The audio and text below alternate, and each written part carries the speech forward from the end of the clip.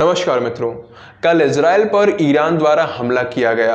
यह हमला सीरिया स्थित ईरानी दूतावास पर इजराइल द्वारा किए गए हमले का प्रत्युत्तर कहा जा रहा है, जिस कारण कई लोग ईरान के इस हमले को न्यायोचित ठहरा रहे हैं। लेकिन ये लोग शायद 7 अक्टूबर का कायरतापूर्ण हमला भूल गए।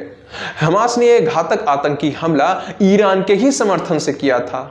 इसके बाद भी इजराइल ने ईरान के विरुद्ध कोई कार्रवाई नहीं की, बल्कि उसने हमास के विरुद्ध ही युद्ध आरंभ किया।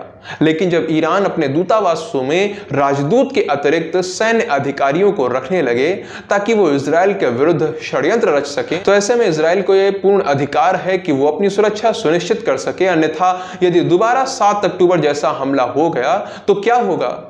इजराइल की जनसंख्या कम है और उसके लिए एक एक नागरिक मूल्यवान है, तो ऐसे में वो दूसरा 7 अक्टूबर हमला सहन नहीं कर पाएगा। मित्रों, अब यहां पर अमेरिकी राष्ट्रपति जो बाइडेन के विश्वासघात को समझने का प्रयास कीजिए।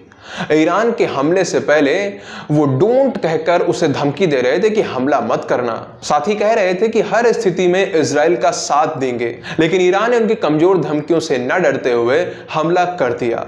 अब हमले के बाद जो बाइडेन इजराइल को चेतावनी दे रहे हैं कि बस अब तुम शांत हो जाओ, तुम्हारे कारण हम किसी युद्ध में नहीं जाना चाहते, हम ईरान पर कोई हमला नहीं करेंगे।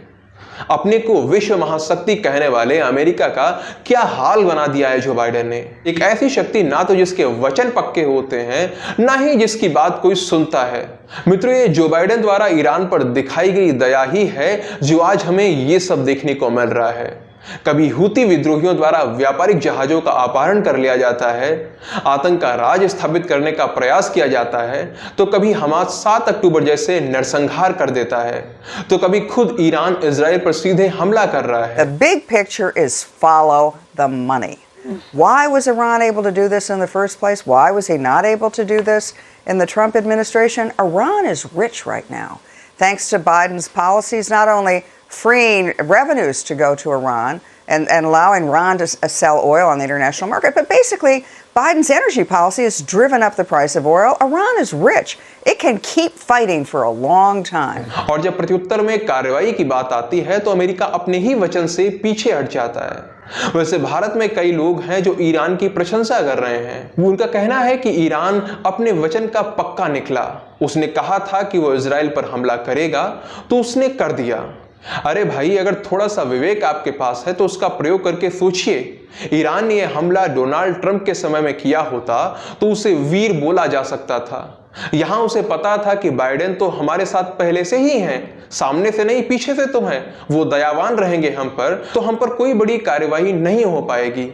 और दूसरी बात ये कि ईरान को खुद पता था कि 2000 किलोमीटर दूर से हमला करके हम इजराइल को ज्यादा कुछ अधिक हानि नहीं पहुंचा पाएंगे। ये उनका हमला शुरुआत से ही एक फेल्ड अटेम्प्ट था, बस खुद को संतुष्टि देने के लिए, ताकि अपने यहां झूठ फैला सकें। अब आप ही बताओ, इन सारी परिस्थितियों को ध्यान में रखकर दिखावे का हमला करने वाले को आप किस नजर से देखोगे? बाकी जिन्हें ईरान के गुणगान करने हैं वो कर सकते हैं, स्वतंत्र हैं, लेकिन एक भारतीय होने के नाते मैं ये कभी नहीं कर सकता।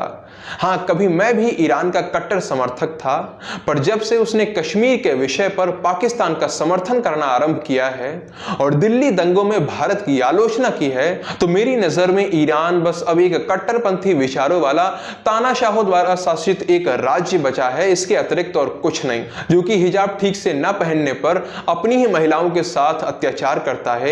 एक भोली भाली लड़की महाशा अमीनी की पीट पीट कर हत्या कर देता है। अब देखना होगा कि इजराइल अपने ऊपर किए गए हमलों का प्रतिशोध लेता है या नहीं लेता है। जो भी होगा उस पर हम लोग चर्चा अवश्य करेंगे। बाकी इस विषय पर आपके क्या विचार है वो आप नीचे कमेंट सेक्शन में लिखकर बता सकते हैं। वीडियो को अंत तक देखने के लिए आप सभी का बहुत बहुत धन्यवाद। जय सिया राम, जय मां भारती।